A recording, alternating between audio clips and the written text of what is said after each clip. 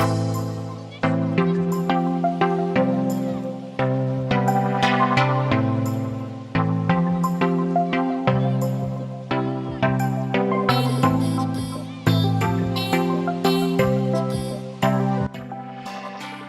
Assalamualaikum warahmatullahi wabarakatuh. Waalaikumsalam warahmatullahi wabarakatuh. Selamat siang Bapak Ibu. Siang, Bu.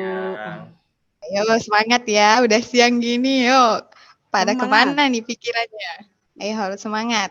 Oke, sebelum kita mulai kegiatan hari ini, kegiatan mengenal tentang program Sekolah Penggerak, kita mulai dengan berdoa dulu ya. Pak Ketua, siapa yang baca doa hari ini? Yang baca doa Pak Nur. Oh ya, silakan Pak Nur. Bapak Ibu, sebelum kita memulai kegiatan IHT pada siang hari ini, langkah baiknya kita berdoa supaya kegiatan kita berjalan dengan lancar. Berdoa menurut agama dan keyakinan masing-masing, dimulai.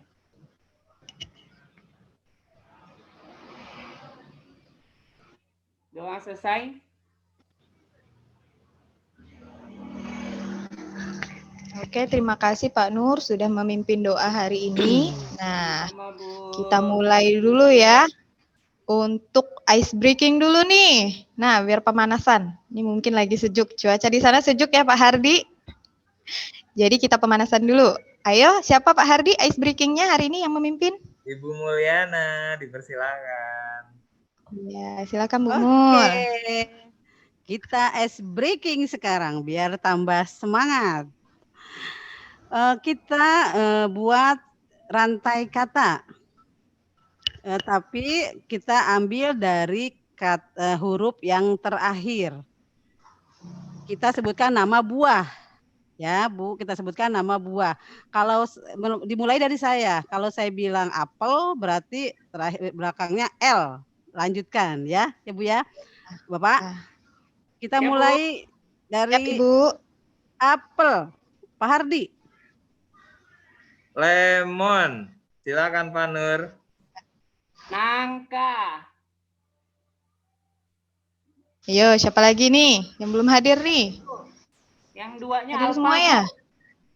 Yang duanya ya alfa. Berarti kita cuma berempat. Berarti sudah selesai Bu ice breakingnya.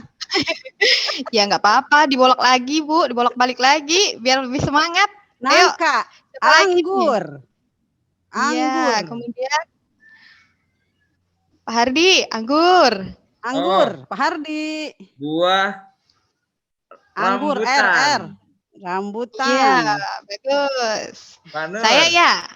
Saya ya. Bu Devika, Bu Devika. Saya boleh ikut gak nih? Boleh, Bu Devika. Ayo, nanas. Yuk Pak Nur yang terakhir. S.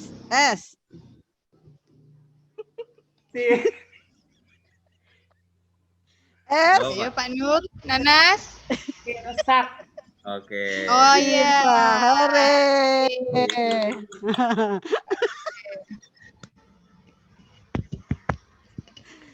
Oke, terima kasih Bu Mul sudah memimpin ice breaking hari ini. Semoga kegiatan selanjutnya ice breakingnya lebih ngebreak lagi ya. Ya Bu. Materi ya Bapak Ibu, saya izin untuk share screen.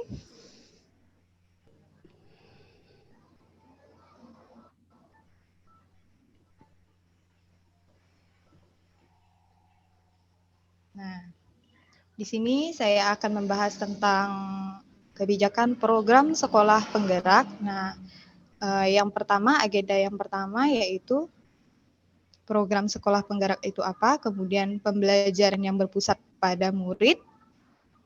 Yang ketiga, pelatihan dan pendampingan pada program sekolah penggerak.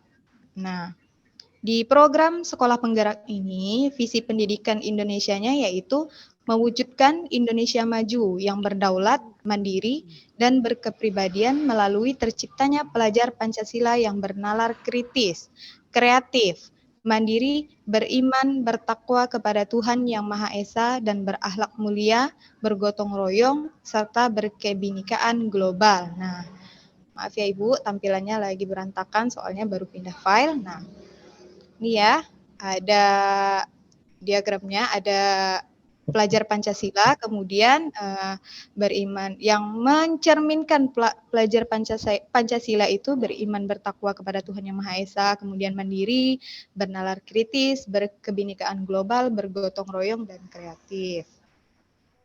Selanjutnya, nah, sekolah penggerak adalah katalis untuk mewujudkan visi pendidikan Indonesia yang berfokus pada pengembangan hasil belajar siswa secara holistik untuk mewujudkan profil pelajar Pancasila.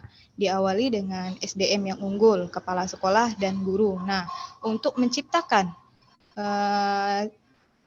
atau untuk mewujudkan profil pelajar Pancasila ini, kita awali dulu dengan SDM yang ada di sekolah. Nah, contohnya kepala sekolah dan guru. Nah, kita latih dulu, kita adakan IHT dan lain sebagainya untuk mengenal lebih dalam lagi apa itu sekolah penggerak. Kemudian gambaran akhir sekolah penggerak, hasil belajar yang diinginkan yaitu di atas level yang diharapkan. Kemudian lingkungan belajarnya aman, nyaman, inklusif, dan menyenangkan. Kemudian pembelajarannya terpusat pada murid. Refleksi diri dan pengimbasan, ada perencanaan program dan anggaran berbasis refleksi diri. Kemudian refleksi guru dan perbaikan pembelajaran terjadi. Kemudian yang terakhir, sekolah melakukan pengimbasan. Nah, setelah kita melakukan diklat PSP ini, nanti Bapak Ibu itu akan menjadi atau sekolah Bapak Ibu itu akan menjadi sekolah imbasan untuk sekolah-sekolah lain. Kan contohnya cuma beberapa sekolah aja, seperti di Kalimantan Barat ada beberapa saja sekolah yang menjadi sekolah penggerak dan yang lainnya nanti akan menjadi sekolah imbasan. Program Sekolah Penggerak merupakan penyempurnaan program transformasi sekolah sebelumnya. Program Sekolah Penggerak merupakan kolaborasi antara Kemendikbud dengan pemerintah daerah, di mana komitmen Pemda menjadi kunci utama.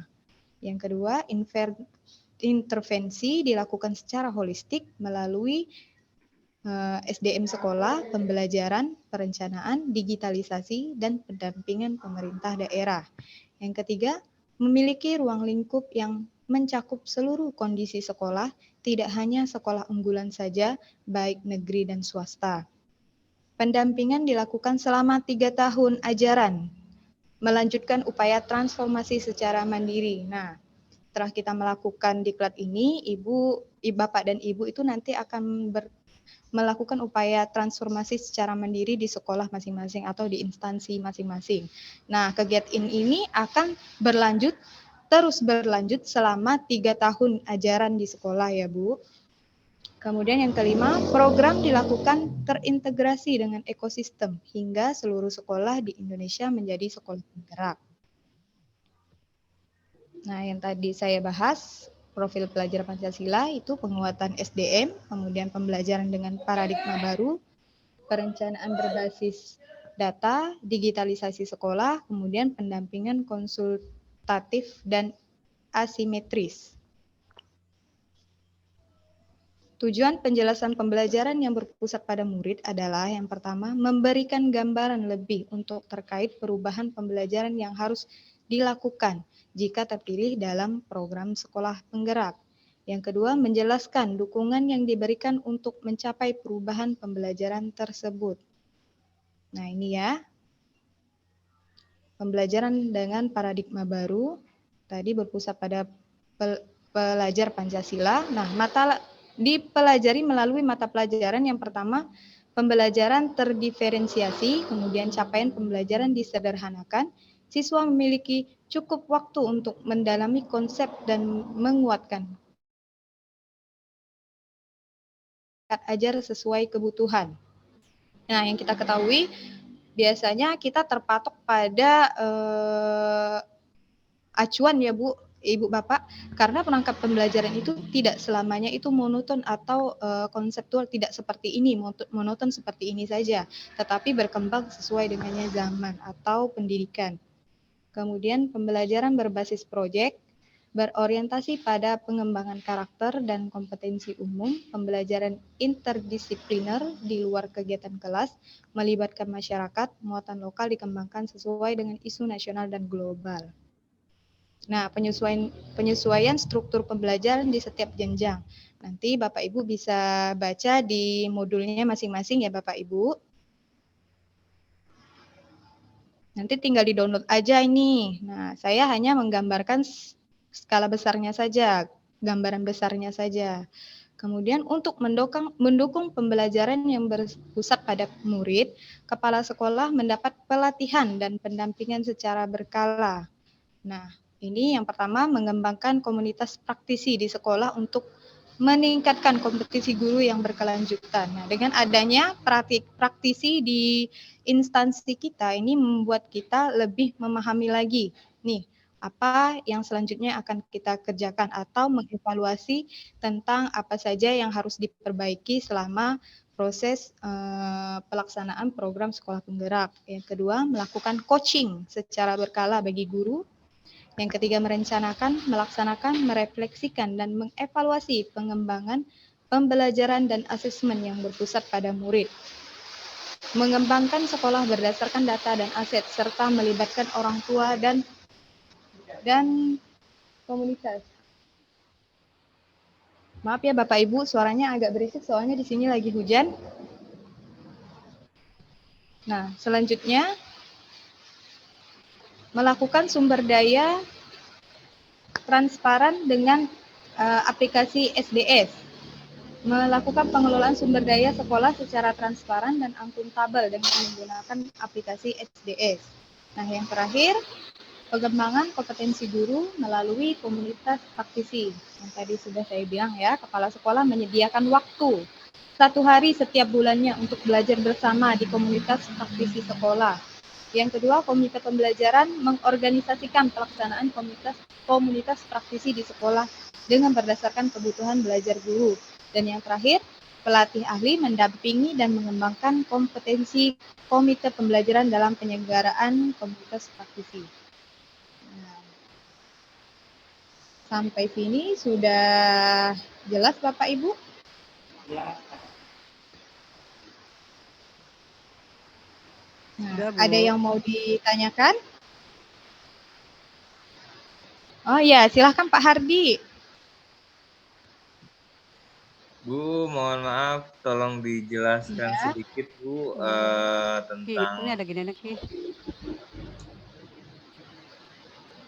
tentang pembelajaran diferensiasi itu apa tadi Bu ya? Sedikit aja. Oh ya. Nah, tadi belum saya jelaskan ya Pak ya. Iya. Maksudnya dari pembelajaran diferensiasi itu Pak, kita mengalami perubahan pembelajaran. Nah, menyempurnakan pembelajaran yang terdahulu. Nah, apa kekurangan pembelajaran yang dulu-dulu ini nanti kita sempurnakan lagi di pembelajaran yang akan datang. Nah, begitu maksudnya Pak. Sudah cukup jelas Pak? Sudah cukup jelas. Terima kasih Bu Revi.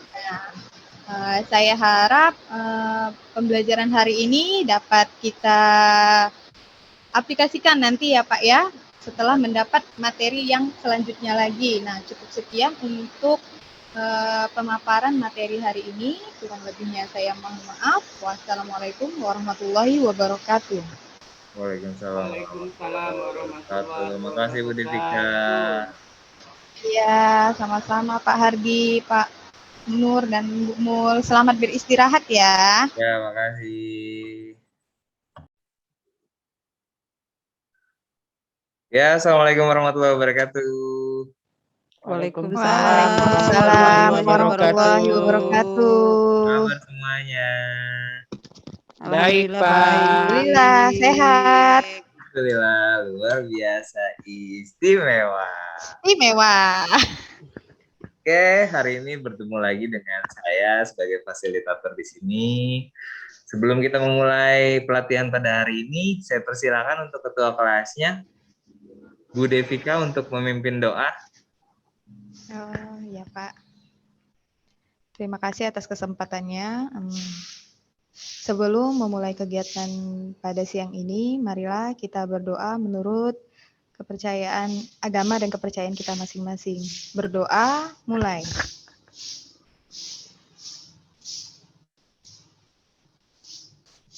Berdoa selesai.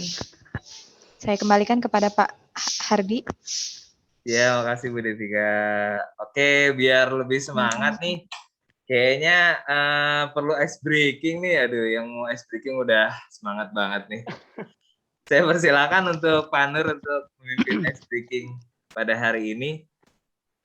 Oke, terima kasih Pak. Selamat sore semuanya Bapak Ibu. Sore, Pak. Sore, Pak. Masih semangat Bu Mulyana? Semangat. Semangat. Alhamdulillah.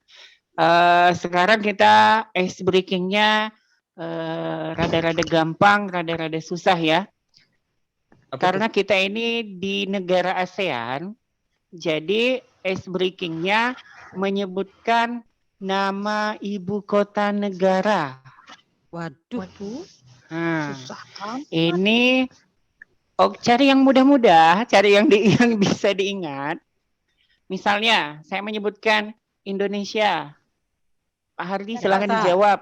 Misalnya, nanti Pak Hardi melempar lagi ke siapa? Sebutkan negaranya, seperti itu. Paham? Waduh. Paham. Susah deh ini. Iya, kan namanya juga belajar. Oh iya, Pak. Oke, Mari. kita mulai dari negara Brunei Darussalam. Silahkan Bu Devika. Bandar Seri Begawan. Iya, Ibu Ya. ke siapa lagi Bu? Lanjut, Ibu Mulyana. Negara apa Bu? Ibu kota Malaysia aja. Ya Bu Mul.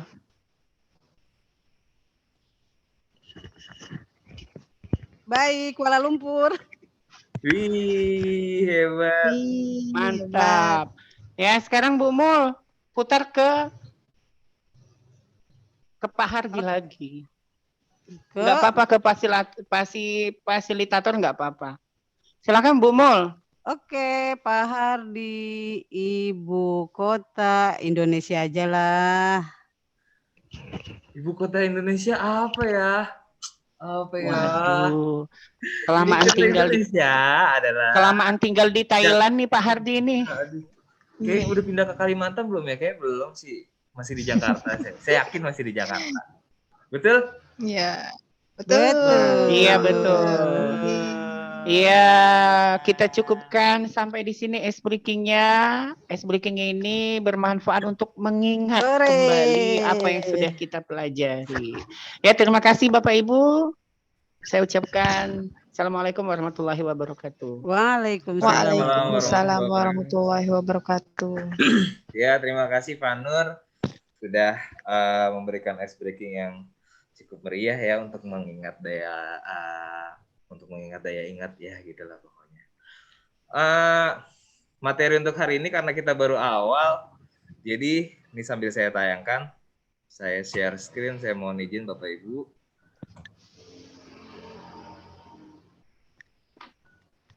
Nah, kita membahas tentang saya perbesar ya. Kita membahas tentang orientasi pelatihan yang akan kita lakukan dalam 10 hari ke depan. Kita membuat kesepakatan belajar nih yang sudah tercantum, yaitu kita akan melakukan sinkronus dimulai pukul 8 pagi sampai selesai. Biasanya sih nggak sampai zuhur lah, paling jam 11 kita targetkan bisa selesai. Terus menggunakan pakaian formal, Bapak Ibu jangan ada yang memakai kaos, karena memang ini acara formal ya, diusahakan menggunakan pakaian minimal kemeja, kalaupun tidak batik tidak apa-apa. Peserta wajib mengisi presensi setiap hari, itu sebagai absensi Bapak Ibu dalam kehadiran pelatihan pada hari ini. Terus mengikuti kegiatan asinkronus, dilakukan sesuai rencana belajar masing-masing. Jadi nanti akan ada rencana belajar yang akan ditulis oleh Bapak Ibu. Nah, itu untuk melakukan kegiatan asinkronus. Lalu yang terakhir, jika berhalangan hadir, Bapak Ibu dipersilakan untuk lapor kepada Bapak admin atau ke saya sendiri gitu. Jadi saya tidak mencari-cari ini Pak Devi, Bu Devika kemana, Pak Nur kemana gitu. Karena itu masuk dalam kategori penilaian. Lalu kita langsung masuk ke Learning Management System. Zaman sekarang ya pola pembelajaran diterapkan pada kegiatan pembelajaran paradigma baru online adalah pembelajaran per hari di mana para peserta akan disajikan serangkaian kegiatan yang harus dilakukan setiap harinya selama 10 hari. Nanti kalau kalian atau Bapak Ibu membuka LMS, itu ada buku panduannya, silahkan di-download. Di situ terdapat apa saja sih yang bakal kita lakukan, atau kalau misalnya kita mau buka ini, bagaimana caranya, kita mau buka ini, bagaimana caranya, di situ ada terdapat semuanya. Lalu, nanti di sini juga ada gambaran pola pembelajaran yang akan disajikan. Seperti ini nanti dalam LMS-nya tersebut, ada bagian-bagian yang memang harus kita isi. Terus contoh seperti ini nih, struktur pelatihan. Mau saya kelihatan nggak? Kelihatan, Pak. Ya, di sini ada struktur pelatihannya nih. Misalnya hari pertama itu apa nih? Kebijakan programnya apa? Terus orientasi pelatihannya berapa jam pelajaran? Terus di sini juga ada ini untuk sinkronusnya, ini untuk asinkronusnya. Nah, ini untuk apa nih? Ini untuk mengetahui sudah berapa hari nih kita belajar atau pelatihan LMS ini nih. Contoh misalnya ini baru hari pertama. Lalu selanjutnya hari kedua, hari ketiga, hari keempat, sampai nanti ke-10. Kegiatan sinkronus itu apa sih Pak? Kegiatan sinkronus itu kegiatan tatap muka, tapi kita lakukan lewat Google Meet. Karena memang kita tidak bisa bertatap muka langsung. Kita lakukan secara Google Meet, secara dunia maya. Di sini ada nanti, Bapak Ibu silahkan dibuka nanti di LMS-nya. Di sini ada orientasi pelatihan, lalu ada unggah rencana belajar yang tadi saya sudah bilang, yang saya sudah katakan sebelumnya. Kalau misalnya kita akan melakukan kegiatan asinkronusnya itu sudah direncanakan dari unggahan ini. Gitu loh. Terus aktivitas pembelajaran menggunakan Google Meet. Ini digunakan untuk melakukan tatap muka maya. Salah satunya digunakan pada aktivitas orientasi pelatihan. Nah, nanti ini di halaman pertama. Di halaman pertama yang Bapak Ibu buka, nanti di sini ada kolom enter the room dalam orientasi pelatihan. Nah, nanti ketika Bapak Ibu buka ini akan langsung terkoneksi atau langsung terhubungkan dengan Google Meet. Nah, nanti kita bisa bertemu di situ. Gitu. Nanti kita bisa sharing, nanti saya juga memberikan materi di situ. Ada di sini semua nanti. Lalu dilanjutkan dengan kegiatan asinkronus. Asinkronus itu apa sih? Berupa penugasan biasanya tuh. Ada di sini semua nih, tentang explore konsep, ruang kolaborasi. Ruang kolaborasi itu apa sih? Nah, itu biasanya isinya kerja kelompok gitu. Nanti akan dibuat kelompok-kelompok untuk mengerjakan tugas yang sudah disediakan gitu. Nah, di sini juga ada refleksi terbimbing. Refleksi terbimbing itu dari apa yang kita dapatkan dari pembelajaran pada hari itu. Gitu loh. Lalu kita lihat konten pembelajaran merupakan suatu fasilitas yang digunakan untuk menyampaikan konten dan atau variasi kegiatan pembelajaran pada pembelajaran paradigma baru, PPB. Nah, di sini nih materinya, materi-materi awal itu terdapat di sini nanti kalau Bapak Ibu buka LMS-nya. Nanti kita praktekkan. Nah, biasanya ini dalam materi, pada kegiatan pembelajaran ini juga Anda dapat menyimpan suatu catatan atau menyampaikan pertanyaan untuk setiap halaman pembelajaran dengan menggunakan fitur kolom catatan dan pertanyaan yang ada tepat di bawah setiap isi pembelajaran. Nih, di sini nih materinya. Nah, di sini adalah kolom untuk catatan atau pertanyaan. Yang isinya seperti ini. Nanti Bapak Ibu bisa tulis di sini, lalu Ibu save atau Bapak save. Nanti bisa dikomentarin lagi oleh peserta lainnya. Lalu ruang kolaborasi. Ruang kolaborasi ini bisa dibilang ruang diskusi atau ruang kerja kelompok Bapak Ibu nanti jika kelompoknya sudah ditentukan. Nah, nanti ada pembahasan materi kolaborasi. Nanti ada salah satu anggota yang bisa mengupload tugasnya, lalu bisa dikomentari oleh Bapak Ibu gitu. Nah, cara menguploadnya ada di sini nih. Ibu bisa tulis judulnya, terus isi dari hasil diskusi Bapak Ibu bisa ditulis di sini atau berupa link juga bisa, silakan.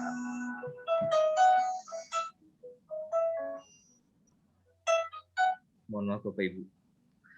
Lanjut.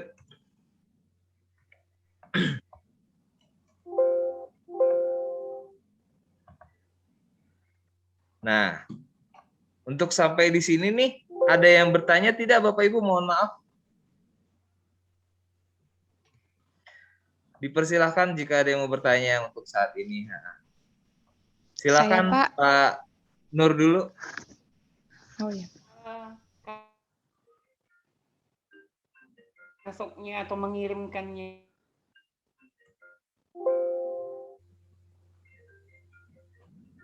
Gimana? Mohon maaf, suaranya terputus.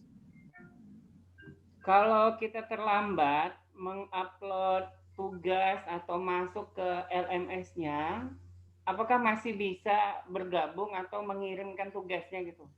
Oh ya, masih tetap bisa mengirimkan. Cuma nanti akan keterangan, ada keterangannya itu terlambat. Tetap bisa diupload, tetap bisa dikirimkan tugasnya ke saya. Tapi nanti ada catatan terlambat dan mungkin ada pengurangan nilai. Makanya saya berharap Bapak sama Ibu mengerjakan tugasnya atau lembar kerjanya sesuai dengan waktu yang sudah ditentukan ya Bapak Ibu. Ada lagi? Saya, Pak. Oh iya Ibu Devika, dipersilakan. Kira-kira tugasnya susah nggak ya, Pak? Tugasnya tergantung, memang setiap harinya beda-beda. Sudah bisa dipastikan setiap harinya itu berbeda-beda tugasnya, tidak sama. Bahkan nanti ada tugas mengupload video, itu biasanya di akhir-akhir nih, ada tugas mengupload video. Jadi setiap harinya memang beda-beda tugasnya. Soal sulit atau tidak relatif, tergantung bagaimana pemahaman kita, bagaimana kita menyaksikan atau memahami materi yang mungkin nanti saya akan berikan kepada Bapak Ibu. Gitu. Sudah?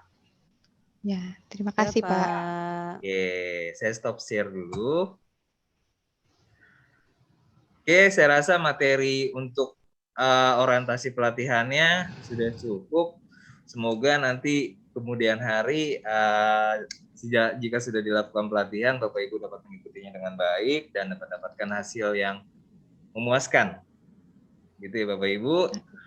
Saya akhiri. Wassalamualaikum warahmatullahi wabarakatuh. Waalaikumsalam warahmatullahi wabarakatuh.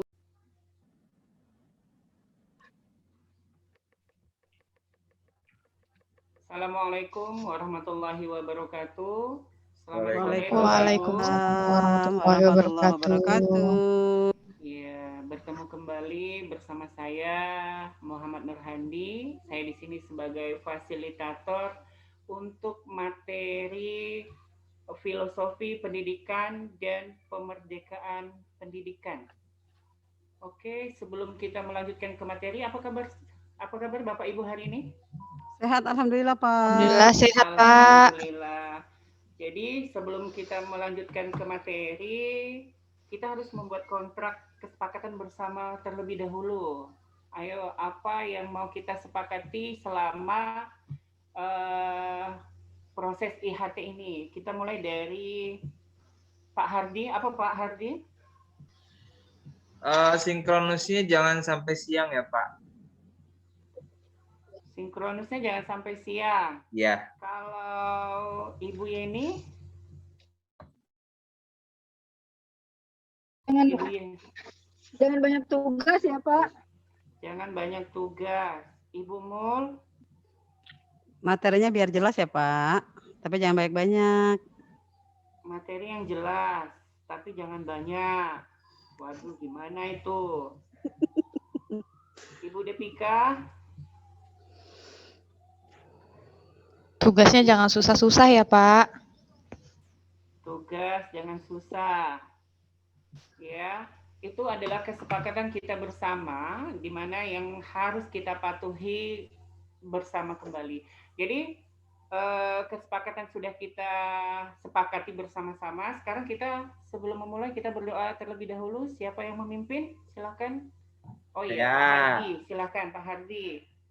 Baiklah, teman-teman, Bapak Ibu, sebelum pelatihan hari ini dimulai, alangkah baiknya kita awali dengan doa supaya materi yang disampaikan oleh Bapak Nur dapat kita resapi, dapat kita implementasikan pada pembelajaran kita di sekolah masing-masing.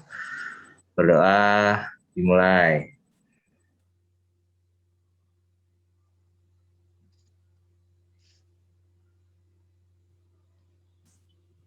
Ya, berdoa selesai. Saya kembalikan kepada Pak Nur. Ya, terima kasih Pak Hardi. Sama-sama, Pak. Selanjutnya, untuk mencairkan suasana, alangkah baiknya kita ice breaking dahulu. Ya, sekarang saya minta Ibu Devika memimpin ice breaking-nya. Silakan, Bu. Waduh, saya ya, Pak. Iya, Bu. Oke. Terima kasih atas kesempatannya, Pak. Saya akan memimpin ice breaking pada hari ini. Nah,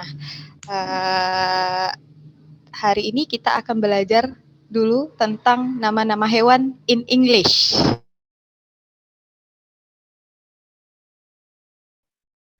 Udah ya. Itu Bapak random ya.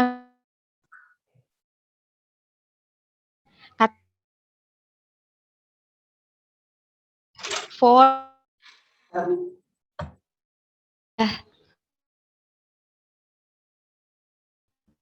Pak Hardi. Pak Hardi, for gitu ya, Bu ya? bukan, hurufnya aja, Bu. Misalnya Ibu mau pakai huruf C, pakai huruf T, S dan lain sebagainya. Oh, harus Oke. S. Pak Hardi, S. Hadir. S, nama hewan. Ya.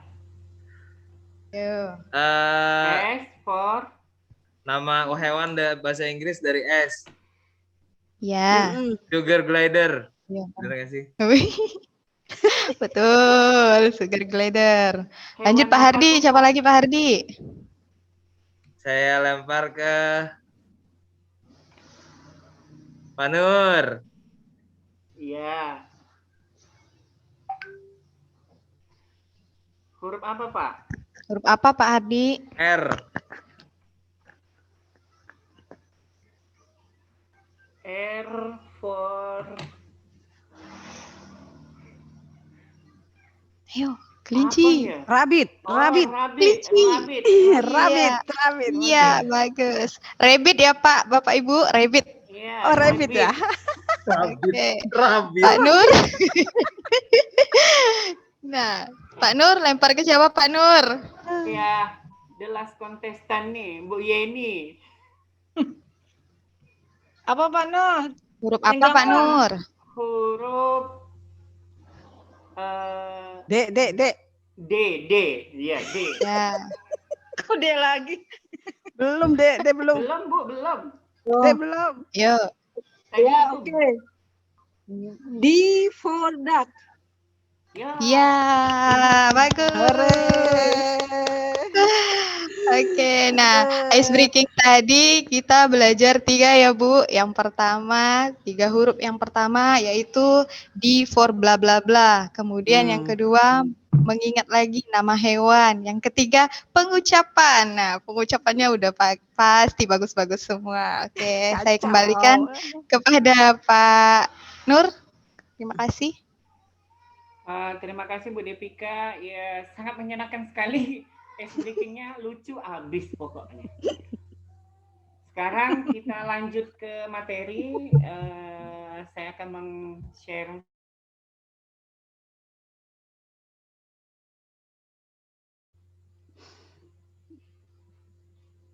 Pak Hardi.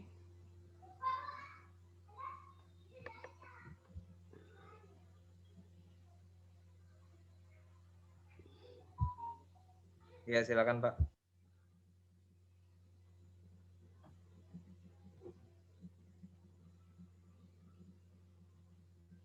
Ya, kelihatan teman-teman? Kelihatan, Pak. Kelihatan. Sudah, Pak. Oke. Sekarang kita masuk ke materi yaitu pendidikan yang memerdekakan.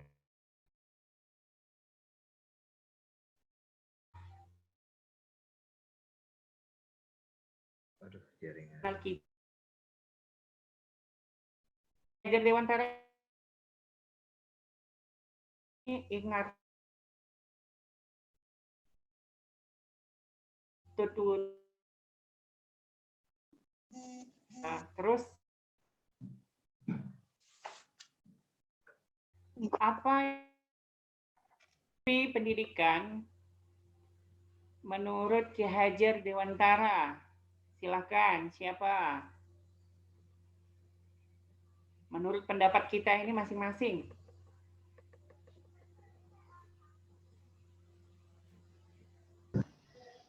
Saya, Pak. Silakan, Bu Devika.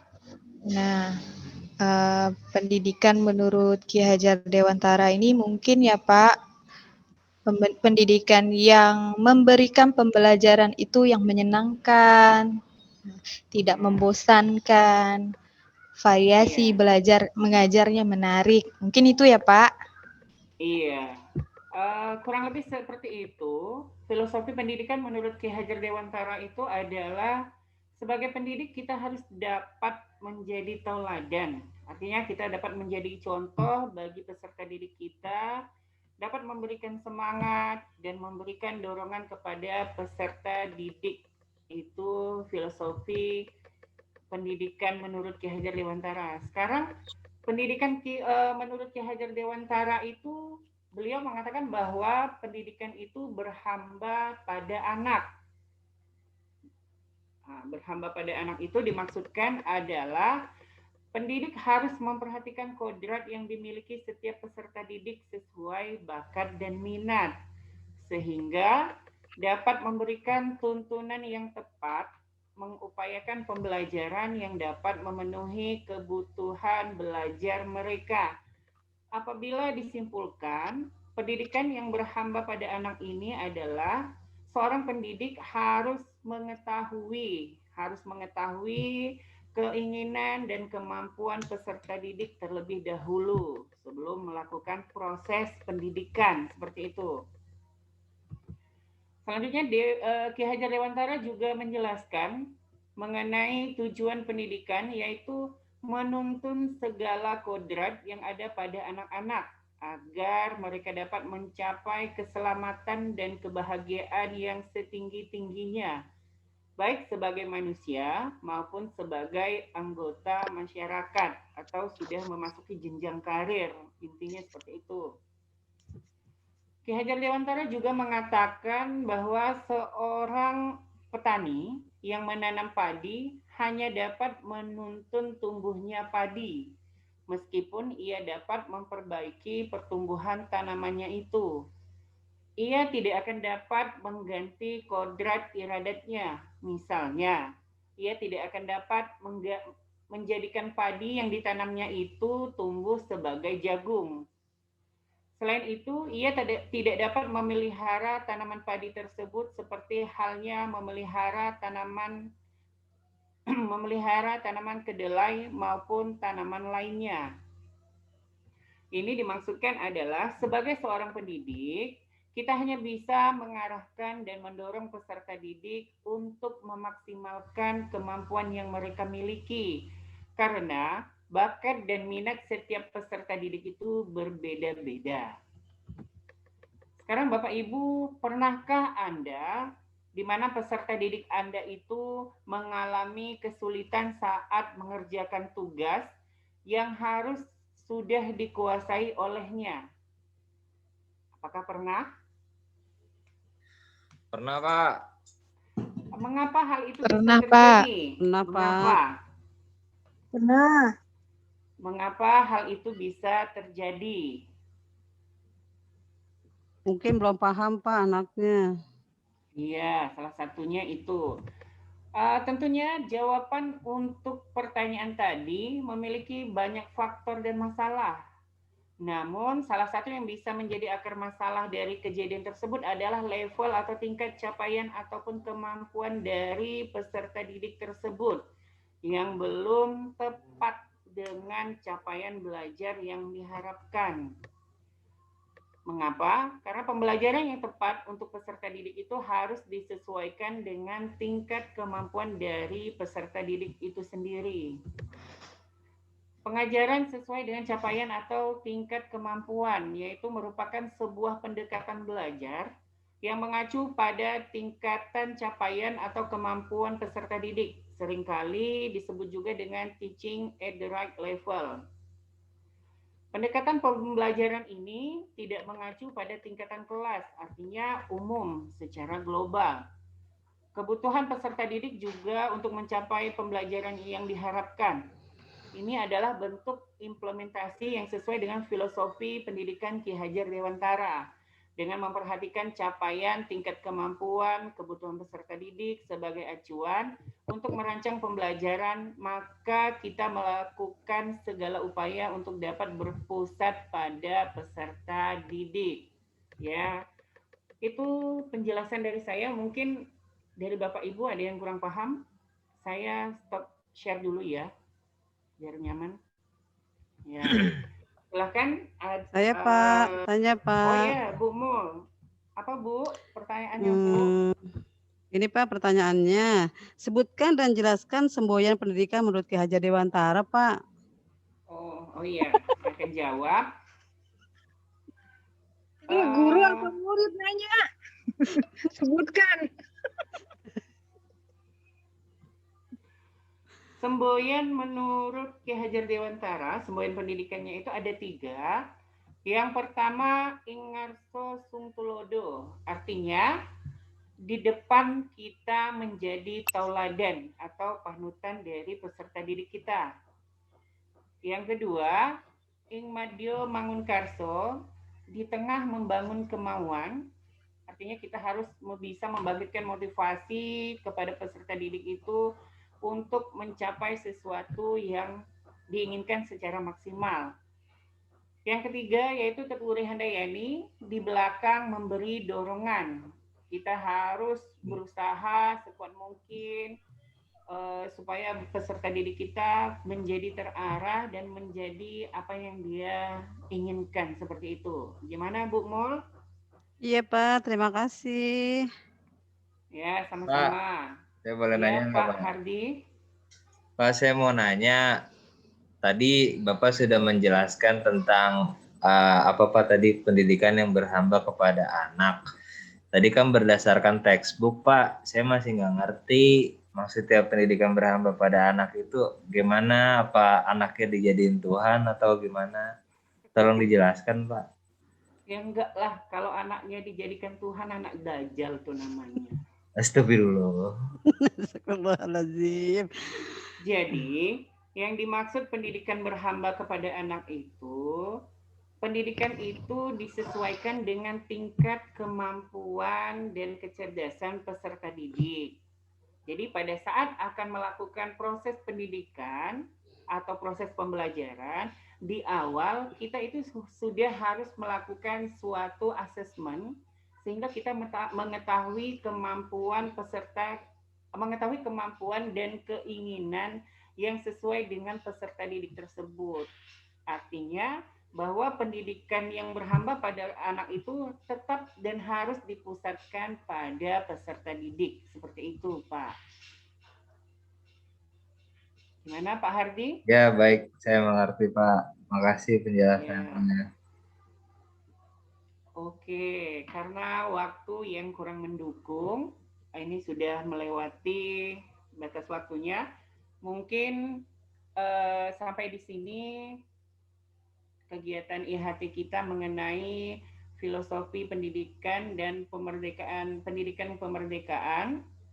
Nanti kalau ada yang tidak paham, masih ada kurang paham, silahkan hubungi saya, bisa lewat WA. Kita akhiri dengan doa.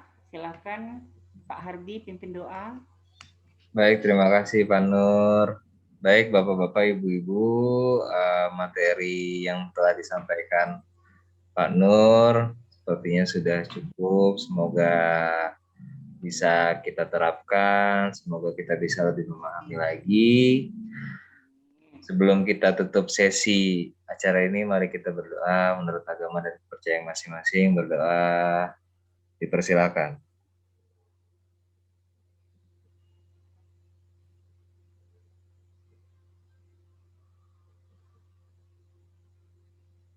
Berdoa selesai. Saya kembalikan ke Pak Nur. Ya, terima kasih Pak Ardi. Sampai ketemu di pertemuan selanjutnya.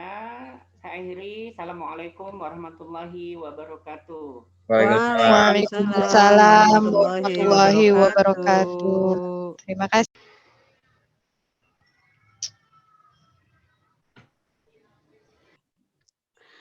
Oke, Assalamualaikum warahmatullahi wabarakatuh. Waalaikumsalam warahmatullahi wabarakatuh. Selamat siang, menjelang sore Bapak Ibu. Siang Ibu. Siang sore. Alhamdulillah baik. Alhamdulillah sehat. Alhamdulillah. Mudah-mudahan kita sehat semua ya sampai akhir materi.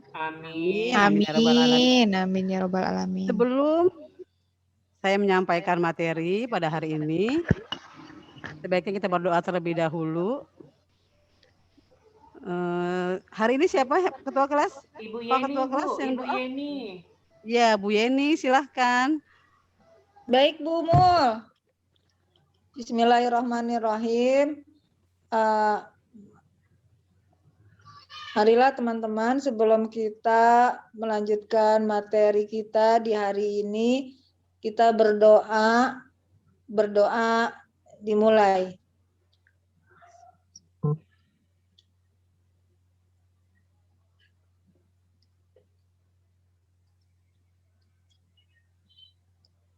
Selesai. Terima kasih Bu Yeni doanya. Oke, untuk penyemangat kita pada hari ini, supaya lebih semangat lagi, kita masuk ke ice breaking. Siapa ketua kelas ice breaking kita sekarang? Pak Hardi, Bu. Pak Hardi, Bu. silakan Pak Hardi. Nah, aku terkejut. Pak SpongeBob. Baiklah, aduh, ice breaking-nya apa ya? Kita nyanyi aja yuk, potong bebek angsa. Kita nyanyi satu bait ganti-gantian. Jadi saya nyanyi satu bait, nanti saya sebut nama, dilanjutkan satu bait lagi, terus dilempar lagi sampai selesai. Oke? Mulai dari saya ya. Oke. Siap Pak. Potong bebek angsa. Pak Nur? Masak di kuali.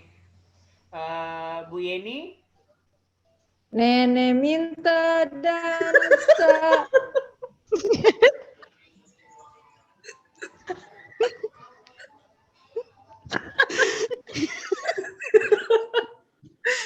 Kita ulang.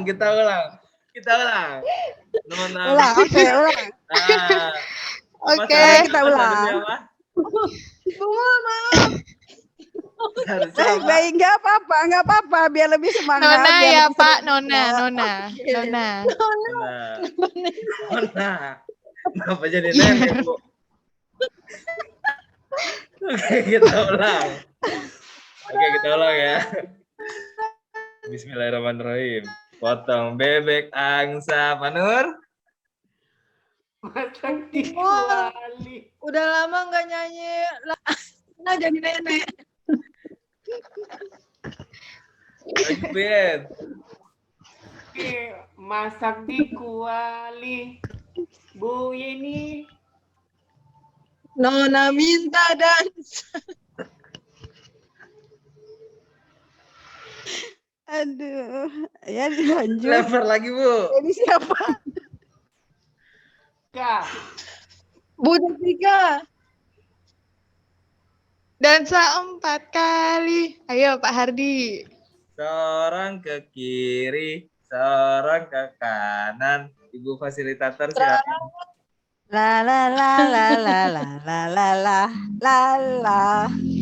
Mantap suara ibu pasti Keren. laka. Seru kayaknya ya. Eh. Kan lagu dulu ya, lagu TK ya, waktu kita Iya. kecil ya. Makanya dulunya Nona, sekarang udah jadi nenek. Nenek ya gitu ya. Iya. Seru. Sekian let's breaking dari saya. Wassalamualaikum warahmatullahi wabarakatuh. Waalaikumsalam. Warahmatullahi wabarakatuh. Terima kasih. Seru. Biar tambah semangat. Oke, sebelum mulai materi, saya akan menyapa dulu peserta hari ini. Pak Hardi sehat? Alhamdulillah, luar biasa istimewa. Alhamdulillah. Bu Yeni sehat? Alhamdulillah sehat Bu Mul. Oke, Bu Devika. Alhamdulillah sehat Bu. Pak Nur? Luar biasa, sehat Luar alhamdulillah. biasa. Alhamdulillah semua sehat. Oke, saya izin share untuk materi hari ini.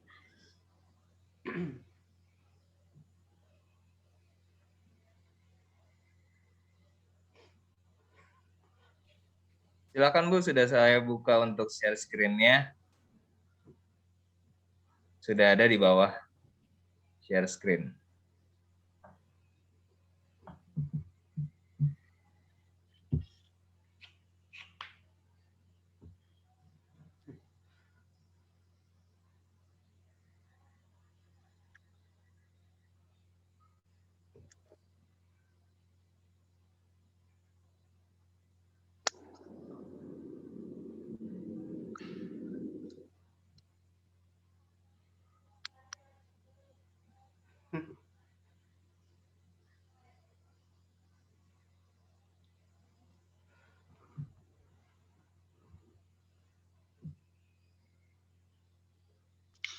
Halo. Halo. Bu Mul jangan di-mute, Bu Mul. Sebelah kiri bawahnya. Belum nampak, Bu. Share screen-nya di tengah yang warna hijau. Sudah nampak belum? Belum, cuma nampak muka Ibu. Belum Bu.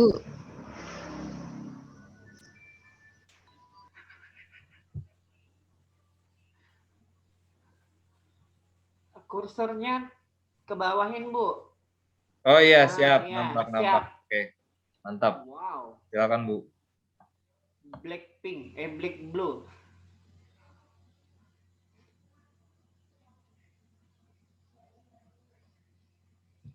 Suaranya Bu aktif kan?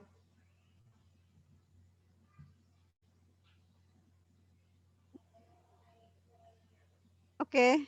Sudah Oke. terdengar? Sudah. Suara Ibu sudah terdengar? Oke. Sudah. Kita mulai materi hari ini yaitu tentang profil pelajar Pancasila. Di dalam profil pelajar Pancasila ini terdapat 6 dimensi. 6 dimensi. Yang pertama yaitu beriman kepada Tuhan Yang Maha Esa. Beriman kepada Tuhan Yang Maha Esa yaitu pelajar Indonesia yang berakhlak karimah atau mulia adalah pelajar yang berakhlak dalam hubungannya dengan Tuhan Yang Maha Esa. Ia memahami ajaran agama dan kepercayaannya serta menerapkan pemahaman tersebut dalam kehidupannya sehari-hari. Contoh, saya memberikan contoh ini di salah satu sekolah yaitu Sekolah SMP 5 Negeri Tangerang. Setiap hari Jumat untuk pelajar muslim diadakan kegiatan pengajian pada pagi hari dan sholat Jumat berjamaah. Untuk yang non-muslim, mereka mengadakan kegiatan keagamaan masing-masing di kelas yang disediakan. Yang kedua, berkebinekaan global. Pelajar Indonesia mempertahankan budaya luhur lokalitas dan identitasnya dan tetap berpikiran terbuka dalam berinteraksi dengan budaya lain sehingga menumbuhkan rasa saling menghargai dan memungkinkan terbentuknya budaya baru yang positif dan tidak bertentangan dengan budaya luhur bangsa. Contoh, pelajar di sekolah berasal dari latar belakang suku agama yang berbeda-beda, namun mereka saling menghargai. Kemudian yang profil Pancasila yang ketiga yaitu gotong royong. Kemampuan untuk melakukan kegiatan secara bersama-sama dengan sukarela agar kegiatan yang dikerjakan dapat berjalan lancar, mudah, dan juga ringan. Contohnya, setiap Jumat diadakan Jumat bersih. Seluruh siswa secara gotong royong membersihkan kelas dan lingkungan. Kemudian yang keempat, mandiri. Pelajar yang bertanggung jawab atas proses dan hasil belajarnya. Contoh dari mandiri yaitu siswa secara mandiri mengerjakan tugasnya masing-masing dengan penuh tanggung jawab. Kemudian yang kelima, bernalar kritis.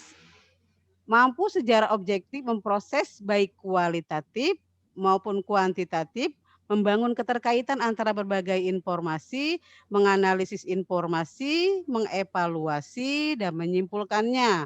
Contohnya diantaranya siswa diikutsertakan pada lomba OSN dan O2SN. Contoh yang lain, siswa dibimbing untuk menyaring berita sebelum di-sharing. Kemudian yang dimensi yang keenam dalam profil pelajar Pancasila yaitu kreatif. Kreatif itu adalah pelajar yang kreatif, mampu memodifikasi dan menghasilkan sesuatu yang original, bermakna, bermanfaat, dan berdampak. Contoh dari kreatif di Sekolah SMP Negeri 5 Tangerang itu siswa membuat majalah dinding yang memuat hasil karya siswa seperti lukisan, puisi, cerpen, atau contoh yang lain siswa menghias kelas.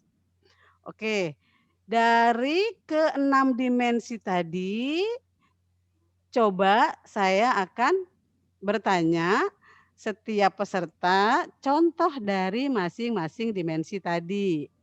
Oke, coba contoh selain contoh nomor 1 beriman kepada Tuhan Yang Maha Esa. Contoh coba di sekolahnya masing-masing Pak Hardi. Seperti apa Pak Hardi? Ya, gimana Ibu? Mohon diulang pertanyaannya. Oke, contoh yang diterapkan di sekolahnya Pak Hardi. Beriman kepada Tuhan Yang Maha Esa atau berakhlakul karimah itu seperti apa diterapkannya Pak? Kebetulan di sekolah SMP PGRI 2 Ciledug itu ada kegiatan sholat zuhur dan sholat asar yang jatuhnya hukumnya wajib bagi yang muslim. Jadi bukan hanya yang mau sholat dipersilahkan, yang nggak mau juga nggak apa-apa. Tapi kalau misalnya di sekolah kami, memang bukan sekolah muslim, tapi memang soal agama, religius kami utamakan gitu. Supaya nanti ke depannya akhlaknya mereka bagus gitu. Termasuk hari Jumat juga ada kegiatan tadarus juga. Gitu Ibu. Oke, baik, mantap. Coba contoh yang kedua yaitu berkebinekaan global. Siapa coba yang memberi contoh dari sekolah masing-masing? Atau Bu Yeni? Oh, Pak Nur, silakan Pak Nur. Kalau di sekolah saya itu kan kebanyakannya Muslim. Iya. Dan kami pun tidak melupakan bahwa suku khas Kalimantan itu adalah suku Dayak. Jadi suku Dayak di sekolah kami itu adalah minoritas dibandingkan yang Muslim dan Melayu. Jadi walaupun mereka Dayak, kadang bahkan ada yang Cina, ya mereka tetap kekeluargaannya, pertemanannya itu sangat erat gitu loh Bu. Oke. Oke, coba. Baik, terima kasih Pak Nur. Sama-sama Bu. Kemudian yang gotong royong, dimensi yang gotong royong. Siapa yang akan berikan contoh? Bu Devika mungkin? Oke, Bu Devika, silahkan.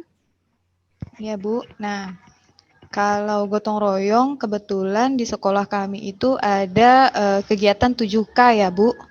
Nah, Ya. 7K ini diadakan biasanya hari Sabtu. Nah, ini mereka biasanya bergotong royong untuk membersihkan halaman sekolah, kemudian menanam bunga, menanam itu juga apa namanya apotek ya, apotek hidup tuh untuk seperti jahe dan lain sebagainya. Nah, itu aja, Bu. Oke, terima kasih Bu Devika. Kemudian yang keempat, mandiri. Contoh yang lain dari yang tadi saya katakan. Coba siapa? Bu Yeni mungkin? Di sekolah Bu Yeni diterapkan seperti apa? Mandiri,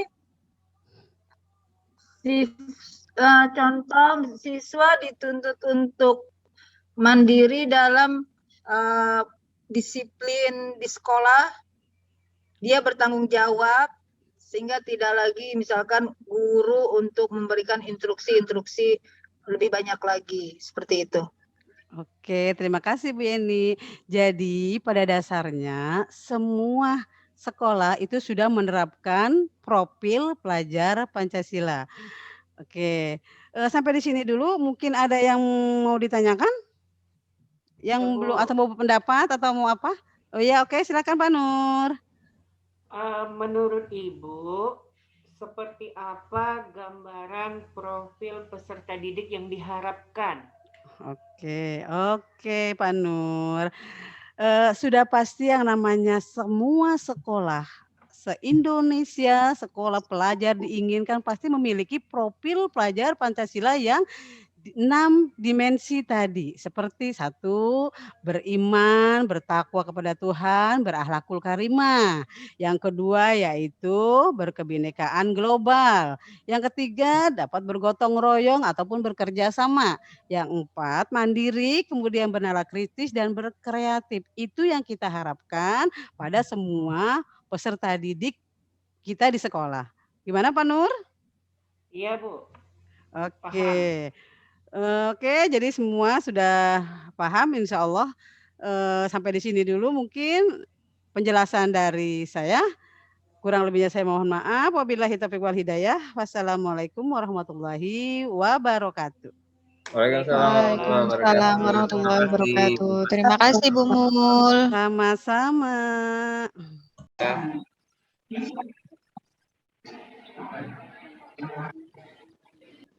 Bismillahirrahmanirrahim. Assalamualaikum warahmatullahi wabarakatuh. Waalaikumsalam warahmatullahi wabarakatuh. Gimana kabarnya ibu-ibu semuanya? Sehat? Baik. Pak Nur sehat? Alhamdulillah sehat, Bu. Devika? Alhamdulillah sehat, Bu. Bu Mulyana gimana Kota Tangerang? Alhamdulillah sehat. Gerimis-gerimis mengundang ini, Bu. Alhamdulillah. Pak Hardi? Alhamdulillah luar biasa istimewa. Alhamdulillah. Alhamdulillah semua sehat. Semoga Allah selalu memberikan kita semua keberkahan ya Bapak Ibu ya. Amin. Sebentar lagi ini hari terakhir kita melaksanakan diklat ya Bapak Ibu ya. Betul Bu, besok terakhir Bu. Besok terakhir Bu. Besok terakhir Bu. Tapi masih tetap semangat kan? Semangat Bu. Semangat. Oke. Nah, sebelum kita mulai materi ini, siapa yang mau memimpin doa? Saya, Bu. Baik, Pak Nur. Silakan Pak Nur mimpin doa. Nanti speakingnya siapa? Speakingnya Ibu Devika. Oh baik, Bu Devika, speaking Pak Nur mimpin doa. Silakan Pak Nur, kita mulai. Baiklah, Bapak Ibu, sebelum memulai kegiatan pada hari ini, alangkah baiknya kita berdoa supaya kegiatan ini berjalan dengan lancar. berdoa dipersilakan.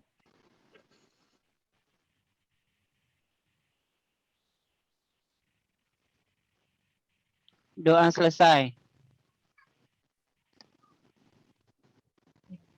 Terima kasih Pak Nur sudah memimpin doa di pagi ini. Udah Pika gimana?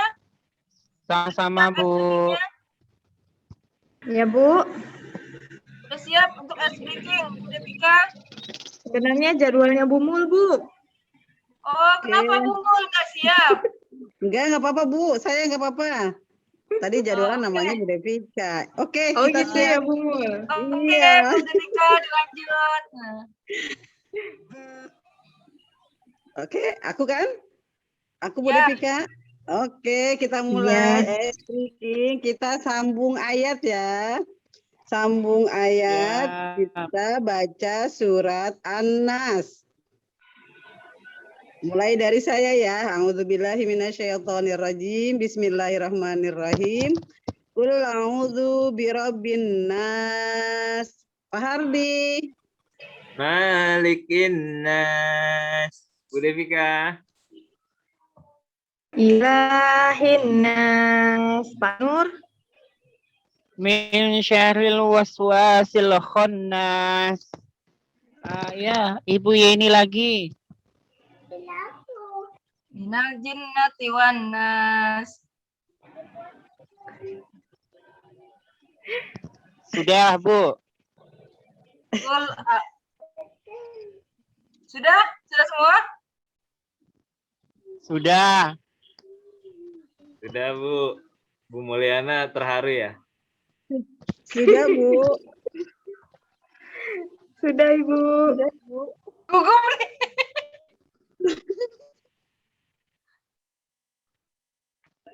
Jangan sedih Bu Mul.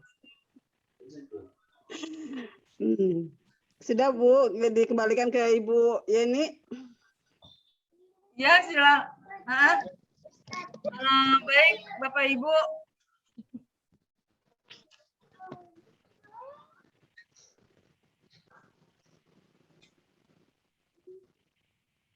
Ya, Bu. Lanjut, Bu. Lanjut, oke. Kita langsung ke materi aja ya. Oke Bu. Siap, Bu. Waktu kita Lanjut Bu. sangat sebentar.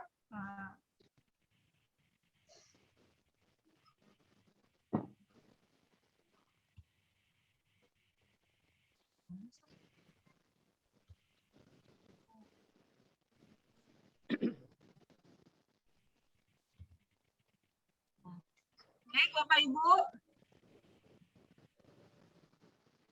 Di sini saya ingin memberikan sedikit penjelasan tentang literasi digital. Ada komponen perangkat TIK-nya. Di sini ada perangkat teknologi, pesan paket, perangkat teknologi lagi, penerima RX, umpan balik, pengirim TX. Di tengahnya ada gangguan noise. Nah, ada media juga. Nah, ini maksudnya apa? Ilustrasi di atas menggambarkan unsur-unsur dalam komunikasi. Setiap pesan paket yang dikirim atau diterima tentunya ada unsur pengirim dan penerima. Ada media yang digunakan untuk mengantarkan pesan paket, dan dalam proses pengiriman pesan paket ini tidak dapat dihindari terdapatnya gangguan. Begitu juga dengan umpan balik sebagai bentuk konfirmasi.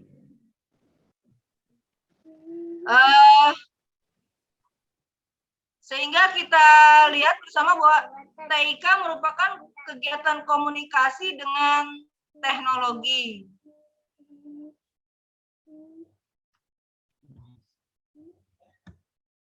Selanjutnya, coba sama-sama kita cermati tabel di bawah ini.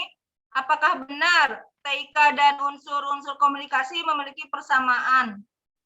Pada bagian gangguan, di sini ada gangguan, dapat Dapatkah kita sebutkan jenis-jenis gangguan TK dan identifikasi jenis gangguan tersebut? Mana yang dapat kita kendalikan dan mana yang tidak dapat kita kendalikan?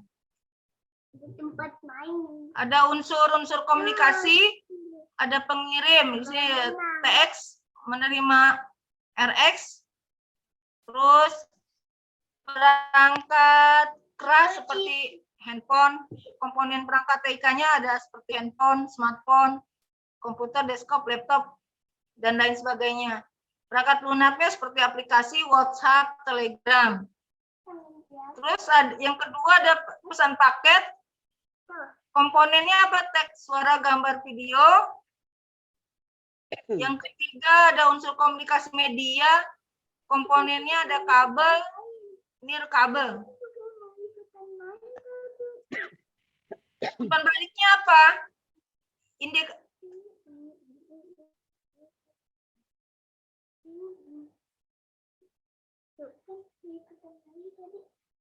Indikator centang pada WhatsApp, tanda pesan sudah terkirim. Nah, itu tanda bahwa itu WhatsApp diterima oleh perangkat, dibaca atau dibuka oleh pengguna. Nah, di sini ada gangguan. Gangguannya itu bisa dapat dikendalikan dan tidak dapat dikendalikan. Bagaimana tips mengatasi gangguan pada perangkat tips? Tadi kan kita di tabel ada kolom gangguan. Nah, di sini gimana cara mengatasi gangguan perangkatnya? Yang pertama yaitu kita terlebih dahulu identifikasi persoalan. Terus apa aja? Periksa apakah perangkat kita itu sudah sesuai dengan kriteria minimum yang diminta oleh aplikasi yang kita jalankan pada perangkat kita. Jika ya, lanjutkan dengan pemeriksaan lainnya. Jika tidak sesuai, maka aplikasi tidak dapat dijalankan pada perangkat kita. Terus selanjutnya periksa apakah aplikasi tersebut membutuhkan koneksi dengan internet atau tidak. Jika ya, maka periksa apakah perangkat kita terhubung dengan internet atau apakah jaringan internet kita hidup. Jika tidak, maka dilanjutkan dengan pemeriksaan lainnya. Seperti itu. Nah, ini perangkat teknologinya, alamat identitas, ya kan, akun, pesan, paket, terus alamat identitas akun, pesan teknologi, penerima RX, umpan balik, pengirim TX, gangguan atau di sini ada media.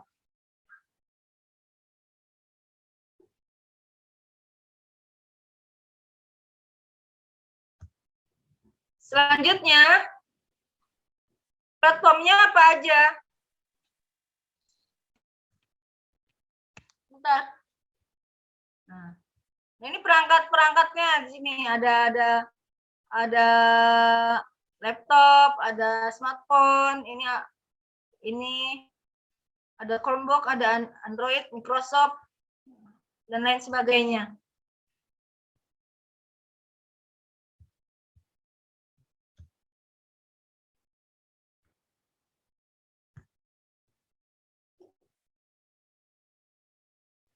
Perangkat jenis komputer atau laptop berbasis Microsoft Windows. Untuk Windows tipsnya melalui buat your PC. A. Buka menu start. Kedua, saat jendela menu start terbuka, langsung ketik about your PC lalu tekan enter. Terus yang kedua mulai sistem information. Buka menu start, ketik sistem information lalu tekan enter.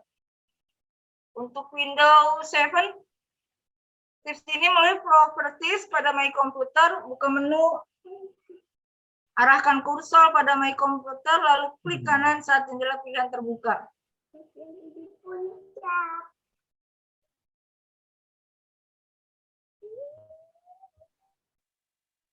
Terus melalui instruksi Bixding, Gunakan lambang window dan huruf R pada keyboard komputer, desktop, laptop secara bersamaan.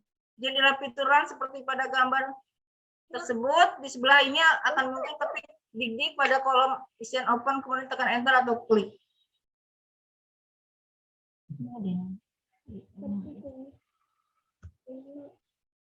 Nah,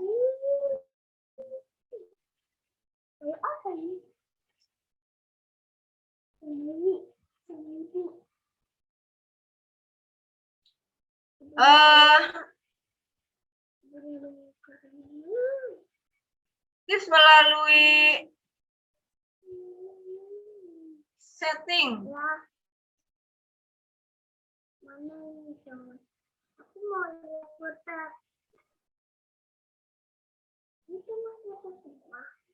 Ini ya bisa Bapak Ibu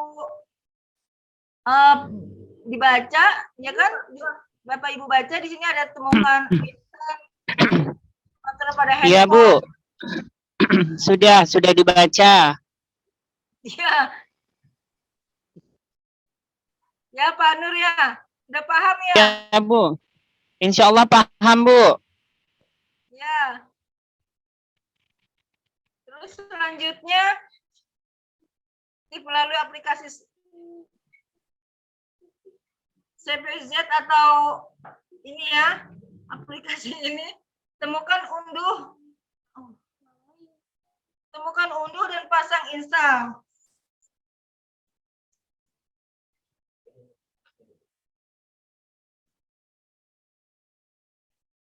Terus yang B, setelah pemasang install berhasil buka aplikasi CPZ. Nah ini adalah tips-tips ya. Yang C, pilih device.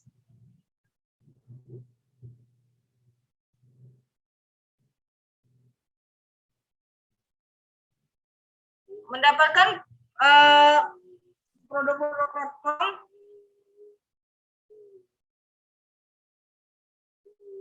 teknologi aplikasi dan mengoperasikannya. Memasang install pada perangkat komputer desktop. Cara ini dilakukan apabila penyedia aplikasi menyediakan satu atau lebih file aplikasi dengan format untuk dapat langsung dipasang pada perangkat komputer desktop.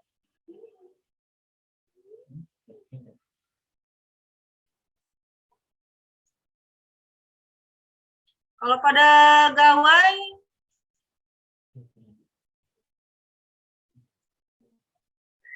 Android hingga saat ini kriteria minimum platform terhadap sekolah penggerak untuk gawai masih berbasis sistem operasi Android. Cara ini dilakukan apabila penyedia aplikasi menyediakan satu atau lebih file aplikasi dengan format untuk dapat langsung dipasang install pada gawai berbasis sistem operasi Android.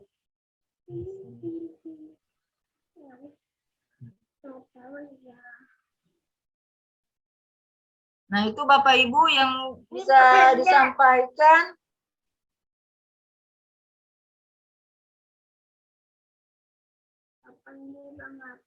Sudahkah Anda memiliki akun Belajar ID? Nah, itu yang perlu kita ingat.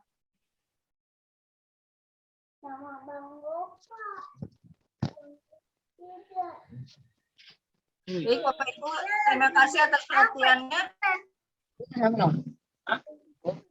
Ada yang bisa ditanyakan? Bu, saya Bu. Bu. Ya. Bu, Ibu ngeliat saya nggak sih, Bu? Bu. Ya, Pak Ardi. Ya. Bu, mohon maaf. Saya mau nanya, Bu, HP saya kan HP murah. Kalau download kebanyakan suka itu, Bu, apa, false close. Itu gimana, Bu, kalau kayak gitu, Bu? Yang pertama yang bisa kita lakukan, bisa menghapus data sampah atau cas di aplikasi yang mengalami post close tersebut. Atau cara yang kedua, menghapus aplikasi tersebut dan menginstal ulang. Mungkin seperti itu, Pak Ardi. Oh, gitu, bisa dilakukan. Ya, nanti saya coba, Bu, ya. Mungkin bisa ditambah Pak Hardi. Ya. Di lem biru. dilempar beli baru. Ya itu lebih baik. Cocok itu cocok. Iya, mantap kan? Ya, Pak, Mantap. saya aja baju belum ganti dari pagi nih, suruh ganti HP. Pantes bau. Aduh, nyeletuk lagi. Oke, Bu. Gimana Bapak Ibu? Ya, Ya, Bu. saya mengerti, Bu. Paham. Sudah paham, Bu. Udah paham, Bu. Paham. Ya, terima kasih atas perhatiannya. Mungkin untuk materi hari ini kita tutup, kita akhiri, dan kita tutup dengan membacakan istighfar dan Adalah. doa kafaratul masjid. Astagfirullahaladzim. Astagfirullah. Subhanallah bihamdika asyhadu an la ilaha illa anta astaghfiruka wa atubu ilaik. Ya, silakan Bapak Ibu. Silakan untuk bisa dibolehkan untuk live. Terima kasih Bu Yeni. Ya, makasih Bu Yeni. Terima kasih, Bu Yeni. Siap. Oke. Terima kasih.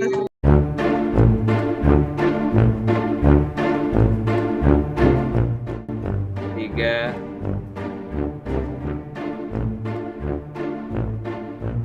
Bismillahirrahmanirrahim. Assalamualaikum warahmatullahi wabarakatuh. Waalaikumsalam warahmatullahi Waalaikumsalam warahmatullahi wabarakatuh. Ulangi Pak, ulangi. Lah, dikira syuting kali. Anak saya bolak-balik aja. Oke. Parah deh.